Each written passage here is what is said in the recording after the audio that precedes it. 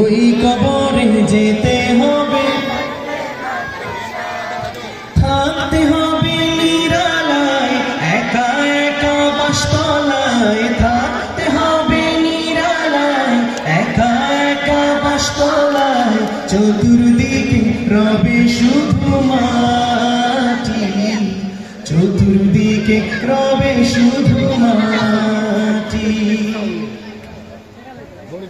3.5 হাত মাটির ঘর, কারো আপন কারো পর, কারো আবার ফুলেরই বাগান, কারো বা হবে জাহান্নাম। কঠিন হবে সেদিন তোমার না থাকিলে নেকি, ওই কবরে যেতে হবে, থাকবে না কেউ সাথী, কাফন আমার ঘাটে। ওই কবরে যেতে হবে, থাকবে না কেউ সাথী, ওই কবরে যেতে হবে, থাকবে না কেউ সাথী।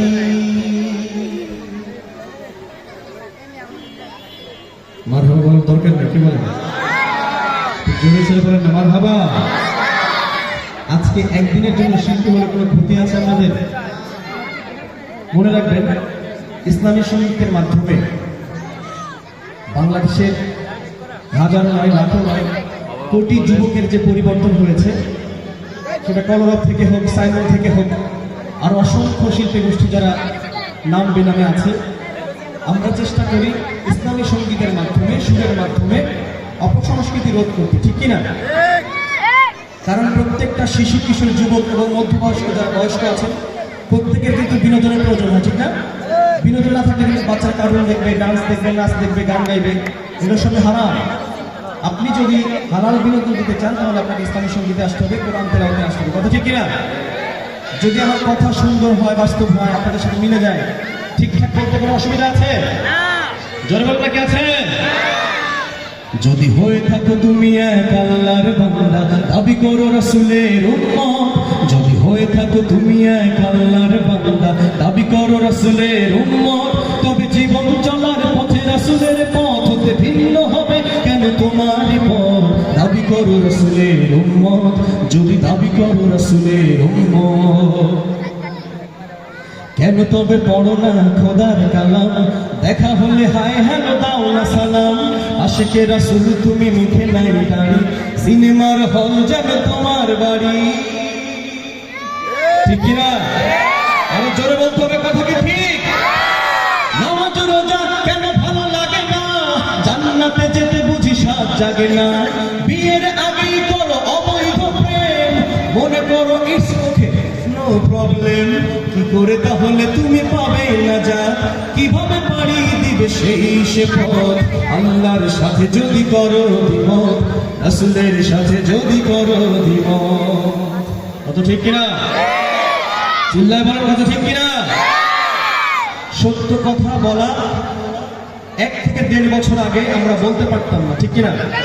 এর জন্য আমিও কারাগারে গিয়েছি, অনেকেই গিয়েছে। সত্য কথা বললেই আমাদের জেল জরিমানা হতো, ঠিক কিনা? কিন্তু চিন্তা করে দেখেন, যে কাজটা বাংলাদেশের বহু সরকার প্রধানরা পারে নাই, সেটা কিন্তু বৈষম্য বিরোধী ছাত্র আন্দোলনের মাধ্যমে সেটা সংগঠিত হয়েছে, কথা ঠিক কিনা? এরপরে সত্য কথা বলতে কোনো সমস্যা আছে আপনাদের?